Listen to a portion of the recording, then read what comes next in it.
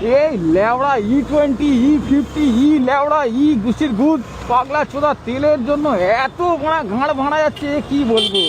কাটবো কাজ চোদা ভাড়া, মাথা ফাতা পুরো চুরি যাচ্ছে মানা। কি তেল ভরবো লেওড়া, এবার তো মনে হচ্ছে লেওড়া মুতে চালাতে হবে মানা। এত কিছু হয়ে যায় ঘাড়ে লেওড়া, আঁক বুঝে দিচ্ছে লেওড়া মানা। এত ইথানল লেওড়ার মাথা বোকা চোদা ভাড়া।